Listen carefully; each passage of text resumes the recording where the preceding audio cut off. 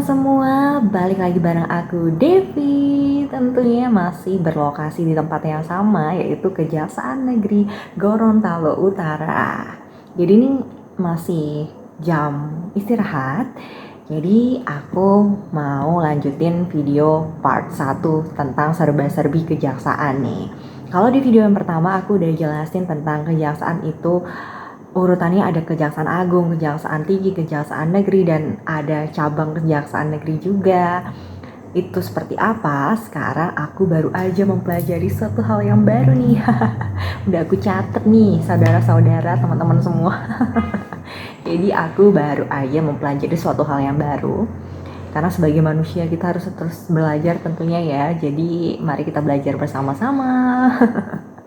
Jadi di video kali ini aku bakal sharing nih ke teman-teman semua apa yang udah aku pelajarin tentang bidang-bidang apa aja sih yang ada di kejaksaan itu, dan setiap bidang itu tugasnya apa aja, seperti apa, aku bakal jelasin di video kali ini.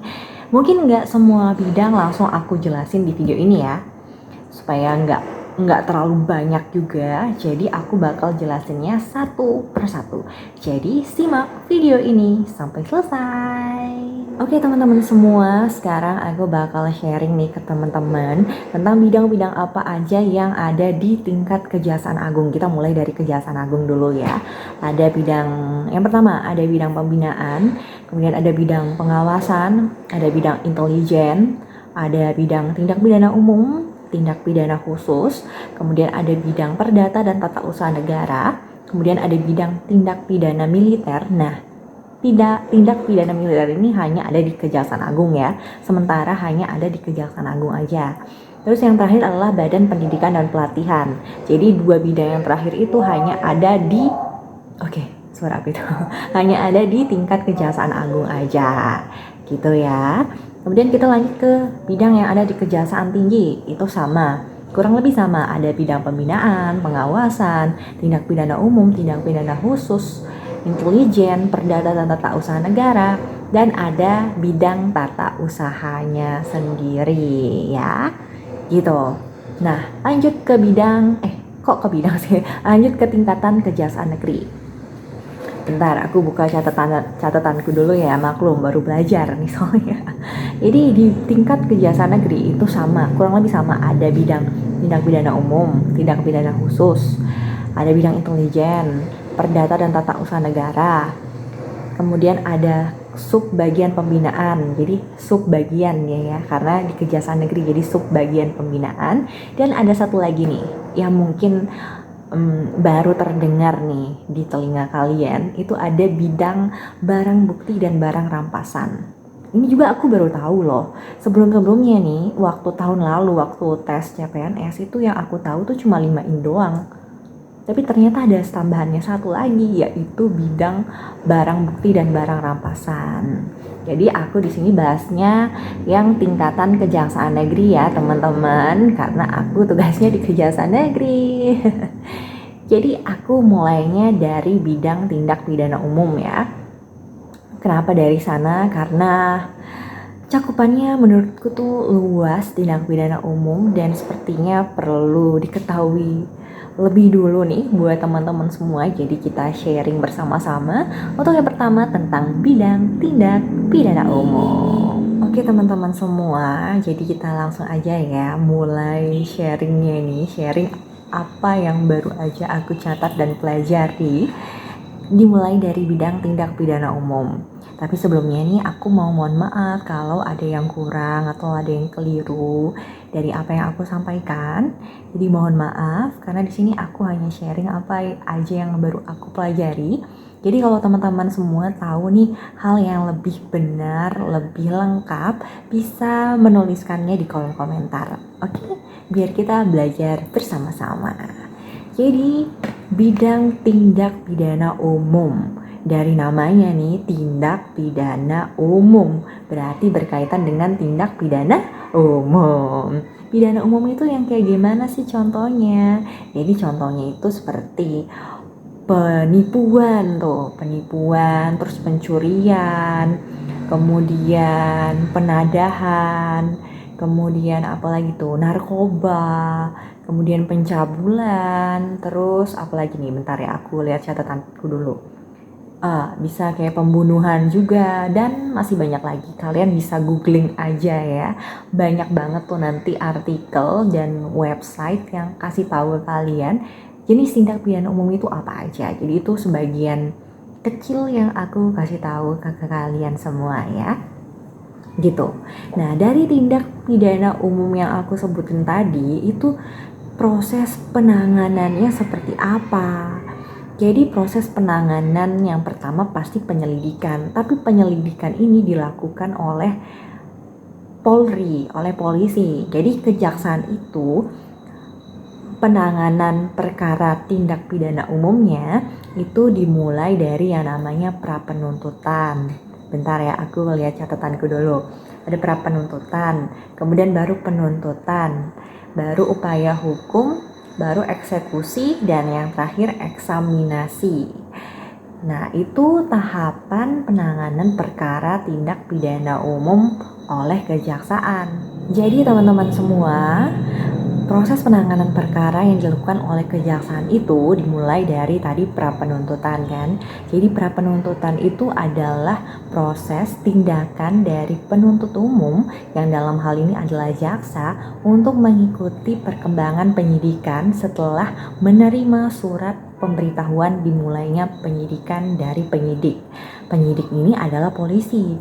Jadi polisi itu awalnya melakukan penyelidikan dulu terhadap dugaan suatu peristiwa yang diduga itu merupakan tindak pidana. Kalau sudah ternyata benar nih dia tindak pidana, lanjutlah ke proses penyidikan. Nah, proses penyidikan itu juga dilakukan oleh polisi. Proses penyidikan itu untuk mencari barang bukti tentang sebenarnya tindak pidana apa sih yang dilakuin, tentang siapa sebenarnya tersangka dari tindak pidana itu gitu ya. Nah, setelah sudah dilakukan nih penyidikan oleh polisi, barulah polisi mengirimkan surat pemberitahuan dimulainya penyidikan terhadap kepada kejaksaan. Masuklah tahap prapenuntutan itu. Nah, setelah penuntut umumnya mengikuti proses perkembangan penyidikan, bentar aku lihat dulu. Terus nanti setelah mengikuti perkembangan penyidikan sampai masuk ke pengiriman berkas perkara. Jadi setelah SPDP dikasih itu nanti dikirimkanlah berkas perkara atau sebutannya di sini tuh tahap 1. Jadi berkas perkara diberikan ke kejaksaan dari polisi. Terus penuntut umumnya nih membaca, menelaah, meneliti berkas perkara itu. Apakah sudah lengkap atau tidak? Kalau belum lengkap harus dilengkapi lagi oleh si penyidik ini, gitu ya. Nah, terus setelah itu barulah masuk ke tahap penuntutan. Kalau sudah lengkap nih berkas perkaranya. Tapi sebelumnya ada satu lagi. Bentar. Oh iya, harus ada penyerahan barang bukti dan tersangka dulu yang dilakukan oleh penyidik juga. Barang bukti dan tersangka dikirim lagi ke kejaksaan nih, diteliti oleh penuntut umumnya dulu. Kalau sudah lengkap baru masuk ke tahap penuntutan. Gimana teman-teman semua? Bisa dimengerti nggak? Mohon maaf ya kalau agak belepotan jelasinnya karena ya namanya juga belajar gitu kan. Lanjut ke tahap yang kedua itu penuntutan. Tahap penuntutan itu adalah, tunggu sebentar ya, aku baca dulu. Jadi itu adalah tindakan penuntut umum yang melimpahkan perkara pidana ke pengadilan negeri. Karena kan berkas perkaranya udah lengkap tuh, barang buktinya udah lengkap, berkas tersangkanya juga sudah lengkap. Jadi kejaksaan itu sudah waktunya lah tugas kejaksaan untuk melimpahkan perkara itu ke pengadilan negeri dengan permintaan supaya diperiksa dan diputus oleh hakim di sidang pengadilan. Jadi berkas-berkasnya itu kan dibawa ke pengadilan negeri. Nanti di pengadilan negeri hakimnya itu memutuskan di sidang pengadilan seperti apa hasilnya gitu kan. Nah itu, terus baru ke tahap yang ketiga tuh yang namanya upaya hukum. Jadi upaya hukum ini adalah hak suatu hak yang diberikan kepada terdakwa atau kepada penuntut umum untuk tidak menerima putusan pengadilan, bisa berupa perlawanan, banding, kasasi gitu ya, untuk mengajukan permohonan peninjauan kembali. Jadi upaya hukum ini haknya si terdakwa dan haknya si penuntut umum untuk tidak menerima nih hasil putusan pengadilan. Jadi hakimnya sudah memutus nih, oh nggak terima, bisa mengajukan perlawanan, bisa mengajukan banding, bisa mengajukan kasasi dengan tujuan untuk mengajukan permohonan peninjauan kembali, untuk ditinjau kembali nih oleh hakimnya, baru dilakukan putusan lagi, kurang lebih gitu ya. Mohon maaf nih kalau ada keliru-keliru dikit. Mohon maaf ya teman-teman semua, jadi kita sharing bareng-bareng.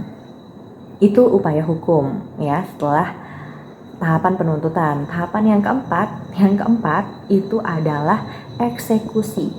Jadi eksekusi itu adalah pelaksanaan putusan hakim yang telah mempunyai kekuatan hukum tetap. Nah gitu ya. Jadi putusan hakim yang telah mempunyai kekuatan hukum tetap. Jadi kalau sudah tahapan eksekusi nih, ya udah berarti kekuatan hukumnya udah tetap nih hasil putusan hakimnya.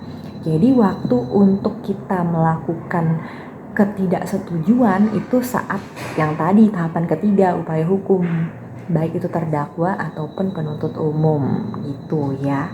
Jadi kalau sudah eksekusi nggak bisa nih. Jadi peninjauan kembalinya di tahap yang ketiga tadi. Oke teman-teman semua. Kemudian tahapan yang terakhir, tahapan yang kelima itu adalah eksaminasi. Jadi eksaminasi itu adalah pengujian atau pemeriksaan terhadap surat dakwaan atau putusan pengadilan. Bisa juga berupa catatan-catatan hukum atas putusan pengadilan yang sudah ditetapkan, yang sudah diberikan. Jadi itu dia tahapan terakhir dari proses penanganan perkara di bidang tindak pidana umum ya, diakhiri dengan eksaminasi. Oke teman-teman semua, itu dia penjelasan sih ya, sharing yang aku lakukan tentang bidang-bidang apa aja yang ada di kejaksaan. Untuk yang part 1 ini adalah tentang bidang tindak pidana umum. Nanti aku bakal sharing lagi bidang-bidang yang lainnya, ditunggu saja. Karena aku pelajarin dulu ya, aku bikin catatan lagi kayak begini dulu, baru aku sharing ke teman-teman semua. Dan pastinya nih teman-teman, kalau ada sesuatu hal yang salah atau kurang dari apa yang aku udah sampaikan tadi, aku mohon maaf yang sebesar-besarnya. Karena aku di sini masih belajar juga, masih terus menerus untuk mengenal instansi lembagaku tempat bekerja saat ini. Jadi kalau ada yang mau ditambahkan, yang ada yang mau diperbaiki, silakan dituliskan di kolom komentar. Dan sampai jumpa di video-video berikutnya. Semoga video ini bermanfaat ya. Dadah.